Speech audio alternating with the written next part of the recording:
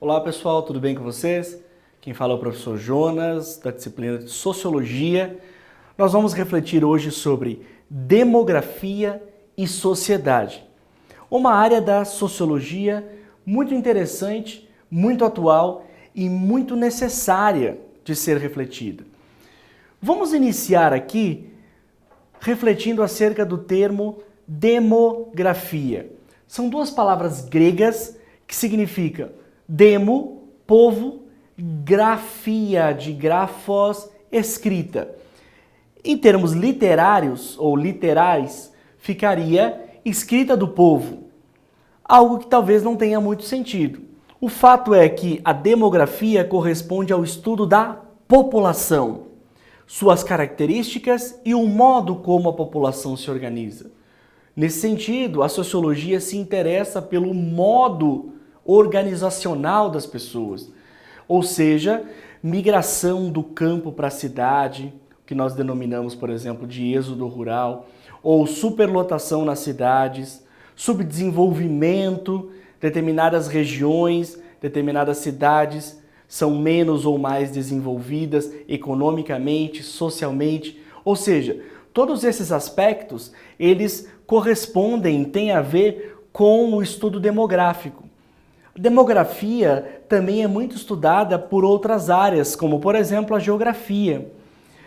Quando a sociologia ela se aproxima do estudo demográfico, quando a sociologia se aproxima do estudo da demografia, ela se interessa pela demografia no que diz respeito às suas influências com relação à educação, à nacionalidade, à religião, grupos étnicos, movimentos populacionais.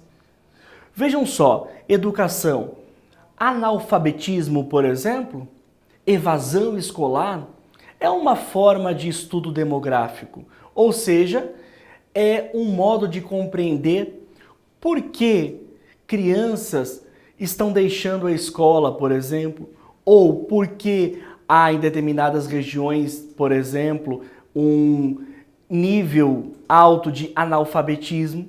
Isso tudo é decorrente de um estudo demográfico, ou seja, de um interesse diante das questões relativas à população.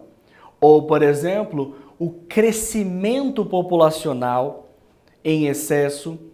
A China, há algum tempo atrás, não faz muitos anos, proibiu os casais de terem mais de um filho. Isso porque a população tornou-se muito grande no país. Hoje, a China já autorizou os casais a terem mais de um filho. Isso porque, ao ficar muito tempo, por exemplo, sem poder ter mais de um filho, a população envelheceu muito. Nesse caso, a China conseguiu, por um lado, controlar o crescimento populacional, por outro, contudo, envelheceu muito rapidamente a sua população, porque ao nascer menos pessoas, as pessoas que já haviam nascido ficaram mais velhas. Nesse caso, nós temos uma população muito envelhecida na China. A fim de mudar esse panorama, a China, portanto, autorizou os casais a terem mais de um filho. Isso é muito interessante. Até que ponto o Estado pode, nesse sentido, obrigar o casal na sua vida particular a ter um filho apenas? Essa é uma discussão extremamente interessante. Pois bem, a questão da nacionalidade, que a gente pode ligar também à ideia do nacionalismo, até que ponto o imigrante, por exemplo, pode ser considerado como parte daquela sociedade? Nacionalistas dirão que não. Nós temos um movimento muito interessante na Itália de grupos radicais que não aceitam sequer que filhos de imigrantes sejam considerados italianos.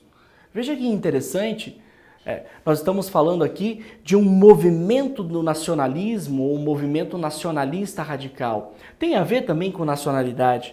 Região, ou melhor dizendo, religião, isso também afeta de modo muito impactante nas questões demográficas. Por exemplo, o Brasil ainda hoje é o país da América Latina mais católico, por exemplo. Isso tem significações importantes? Tem, com certeza. Mas o Brasil, há algum tempo, já está perdendo esse status, e que não é apenas um status, porque tem consequências práticas no imaginário coletivo, no modo de ser e de pensar das pessoas, mas hoje as religiões protestantes, o que nós denominamos de religiões evangélicas, cresceram muito no Brasil. Muito embora sejam cristãs, assim como católicos e evangélicos sejam cristãos, nós temos aqui diferenças que marcam, por exemplo, um modo de educação de determinada região. Uma educação evangélica, de uma família evangélica, pode ser diferente de uma família católica, e isso marca uma transformação da sociedade. Pois bem, grupos étnicos também, e aí eu queria atentar para esse último ponto, movimentos populacionais. Causas, quais seriam as causas desse movimento, ou seja, da saída das pessoas da sua terra natal? Efeitos naturais, por exemplo, ações políticas ou culturais. E para todo efeito, ou melhor, para toda causa que marca um movimento populacional, nós teremos consequências. Veja um exemplo muito interessante de um efeito populacional: os refugiados. Especificamente, nós temos aqui a imagem de refugiados que são denominados da etnia Rohingya.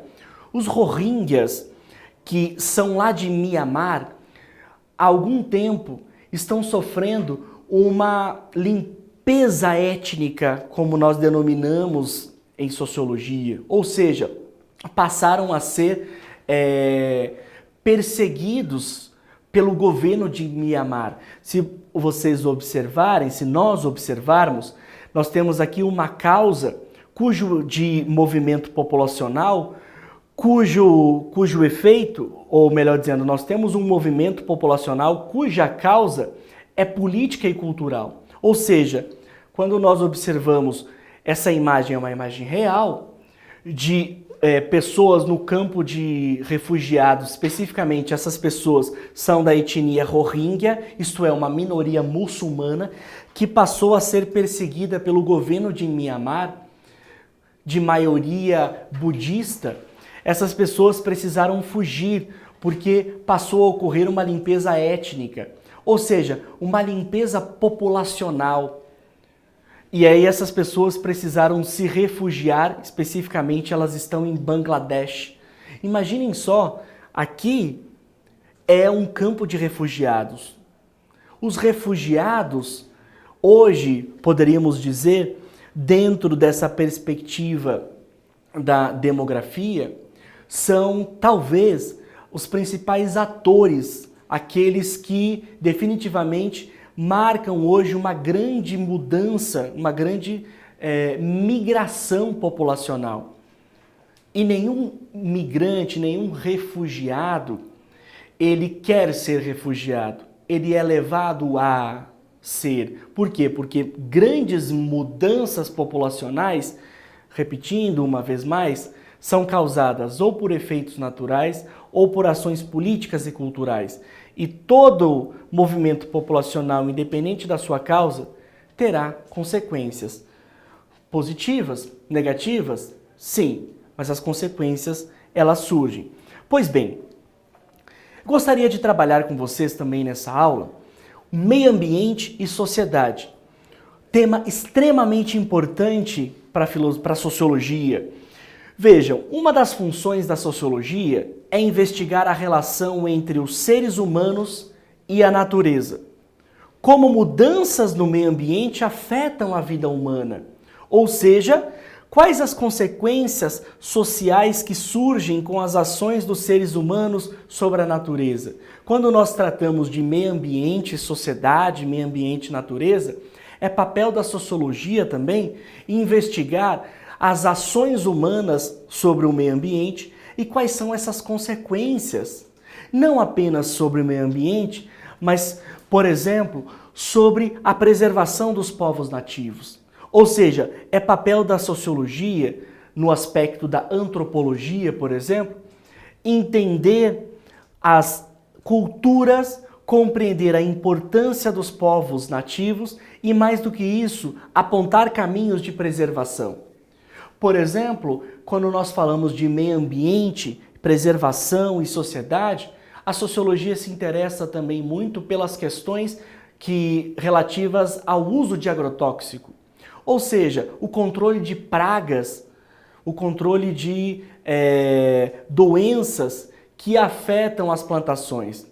Se é inevitável para sustentar e alimentar a grande maioria das pessoas utilizar de meios orgânicos, químicos, melhor dizendo, para, de algum modo, conseguir controlar essas pragas, por outro lado, o uso de agrotóxico em excesso, em desmedida, comprovadamente já vem causando uma série de consequências às pessoas, ao meio ambiente, aos biomas, enfim.